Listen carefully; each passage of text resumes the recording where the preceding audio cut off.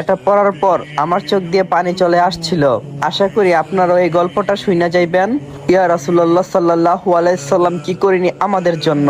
নবী হওয়ার আগে 40টা বছর একটা টুকরো পড়িনি আপনার শরীরে, আর উম্মতের কাছে কালেমার দাওয়াত পৌঁছিয়ে দেওয়ার জন্য আপনার গা থেকে রক্ত বের হয়েছে আমাদের জন্য। না খেয়ে কোনোদিন থাকেননি, পেটের মধ্যে পাথর বেঁধেছেন ক্ষুধার যন্ত্রণায়, তাও জান্নাত থেকে খাবারের জন্য সুপারিশ করিনি, শুধু আমাদের কাছে কালেমার দাওয়াত পৌঁছে দেওয়ার জন্য। জান্নাতের সর্দার জেনেও রাতের পর রাত জেগে তাহাজ্জুদের নামাজ পড়ে কেঁদেছেন, ইয়া উম্মতি উম্মতি বলে। নিজের জন্য কোনোদিন কোনো কিছু চাননি, যেন আমরা জান্নাতে যেতে পারি। অসংখ্য সাহাবীরা ত্যাগ করেছেন তাদের বিলাসিতা, বেছে নিয়েছেন কালেমা, যেন আপনাকে নিয়ে আমাদের কাছে পৌঁছে দিতে পারেন কালেমা। ইয়া রাসূলুল্লাহ, মেরাজের রাতে যখন জান্নাত দেখছিলেন, চাইলে আপনি সেই জান্নাতে থেকে যেতে পারতেন, কিন্তু আপনি উম্মতের জন্য ফিরে এসেছেন। জাহান্নাম দেখার পর বারবার উম্মতের কথা ভেবে চোখ দিয়ে পানি ফেলছেন।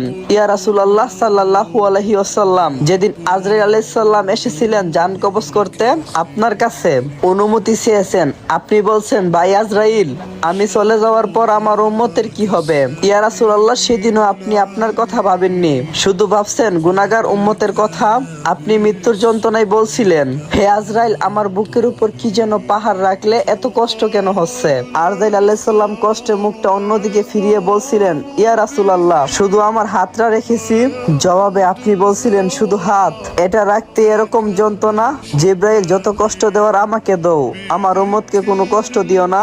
শুধু এই দুনিয়াতে না, কিয়ামতের দিন যখন সকল মানুষ ছুটাছুটি করবে এক নবীর কাছে থেকে কোনো আশ্বাস না পেয়ে অন্য সব নবীদের কাছে গিয়ে বলবেন, ইয়া নাফসি ইয়া নাফসি, একমাত্র আপনিই বলবেন, ইয়া উম্মতি ইয়া উম্মতি ইয়া উম্মতি। সেদিনও আপনি কান্নায় লুটিয়ে পড়বেন, সেজদায় বলবেন, আল্লাহ, আমার উম্মতকে বাঁচান। আর আমরা সেই উম্মত আজ সুদ ঘুষ জেনা বিবেচার পরকিয়া ঢোল বাজনা বেপরদা বেহায়া নাফরমানিতে লিপ্ত। ইয়া রাসূলুল্লাহ, আজ আপনার জন্য না, ও মুসলিম মুশরিক কাফিরদের জন্য চোখ দিয়ে পানি ফেলি, আবার তাদের কালচারও অনেক অনুসরণ করি। ইয়া রাসূলুল্লাহ, একটু সময় হই আপনার জন্য আপনার দুরূদ পড়ার। আজ আপনার এই উম্মত আপনার যোগ্য হলো না।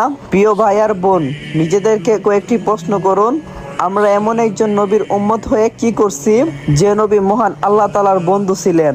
সেই নবী মৃত্যুর সময় কতটা কষ্ট পেয়েছেন, তাহলে আমাদের কি অবস্থা হবে? আমরা কি কিয়ামতের দিন নবী হযরত মুহাম্মদ সাল্লাল্লাহু আলাইহি সাল্লামের সুপারিশ পাওয়ার যোগ্য হব?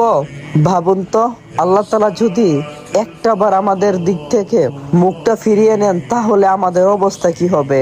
আপনাদের কাছে অনুরোধ রইল, ভিডিওটা কয়েকজনের